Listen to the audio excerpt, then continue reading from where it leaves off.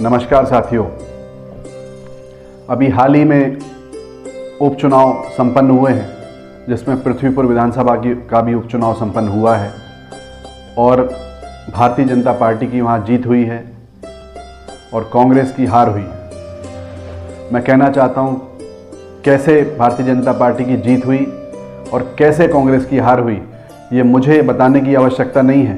विधानसभा क्षेत्र के एक सदस्य, एक नागरिक ने देखा कि किस तरह से प्रशासन ने खुले तौर पे भारतीय जनता पार्टी के प्रत्याशी की मदद की और साम दाम दंड भेद जो मुख्यमंत्री जी ने बोला था वो करके दिखाया। लेकिन अगर मेरी हार हुई है, जनता की हार हुई है, तो हम उसको स्वीकार करते हैं और इसकी समीक्षा भी करेंगे।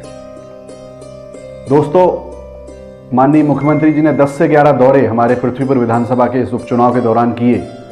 तमाम मध्य प्रदेश के मंत्रीगण गली गली रहे, घूमते रहे और बड़े बड़े वादे करते रहे कि हम किस तरह से यहाँ अमन चैन और शांति बनाएंगे, किसानों को उनका अधिकार दिलाएंगे, गरीब को उसका हक दिलाएंगे, इस क्षेत्र को न्याय दिलाएंगे। बहुत सारे वादे उन्होंने किए। मैं कहना चाहता हूँ माननीय मुख्यमंत्री जी से कि जो वादे उन्होंने किए थे उसको केवल उपचुनाव के दौरान ही सीमित ना रखें कि जिस तरह से फिल्मी कलाकार के तौर पे उन्होंने तमाम वादे कर दिए थे और एक्शन मोड में थे, उस एक्शन मोड को अब जिंदा रखें। और साथ ही मुख्यमंत्री कभी किसी पार्टी का नहीं होता, प्रदेश का मुखिया होता है। तो मैं चाहूँगा कि भाजपा का चश्मा उतार के वो एक प्रदेश के मुखिया के तौर पे यहाँ पे देखें कि जिस दिन से भारतीय जनता पार्टी हमारे पृथ्वीपुर विधानसभा में जीती है, अभी से सबसे पहले मोहनगढ़ के गुलाबपुरा में एक केवट समाज के हमारे भाई की हत्या कर दी गई। उसको इन्होंने बताया कि आत्महत्या हुई, लेकिन मैंने तमाम लोगों से पूछा, उनका कहना है कि वो हत्या है और उसको लेकिन 306 का ही मुकदमा उसमें दर्ज किया गया, आत्महत्या का। उसके बाद एक सूचना और आई कि बिनारी गांव में एक हमारे केवट भाई, उनकी गोली मार के हत्या कर दी गई। उस पर भी अभी तक कोई कार्रवाई नहीं हुई है। मेरा माननीय मुख्यमंत्री जी से अनुरोध है और प्रशासन के अधिकारियों से, जो हमारे जिले के अधिकारी बैठे हैं, उनसे अनुरोध है कि कृपया करके इन सारे मामलों में निष्पक्ष जांच करें और दोषियों पर सख्त से सख्त कार्रवाई करें।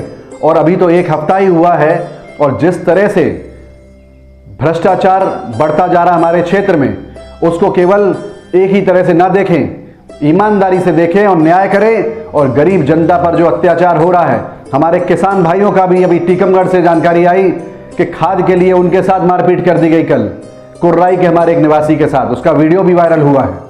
मैं चाहूँगा मुख्यमंत्री जी, आपने 10-11 बार हमारे यहाँ आए हैं और चुनाव भारतीय जनता पार्टी के प्रत्याशी ने नहीं लड़ा था। हर आदमी को मालूम है कि चुनाव आपने लड़ा था और किस तरह से आपको जीत मिली, ये सबको पता है। मेरा सिर्फ इतना ही कहना है कि आपने जो वादे जनता से किए थे कि भ्रष्टाचार, गुंडाराज मिटाएंगे, तो उसको ईमानदारी से एक मुखिया के तौर पे, भारतीय जनता पार्टी के नेता के तौर पे नहीं काम करें। और जो गरीब, जिसके साथ अत्याचार हो रहा है, जिन लोगों के साथ भी इस तरह की कार्रवाई हुई है, उनके लिए निष्पक्ष जांच के आदेश दीजिए और जो भी दोषी हैं उन पर सख्त से सख्त कार्रवाई कराइए, चाहे वो कोई भी हो। मेरा आप सबसे विनम्र अनुरोध है।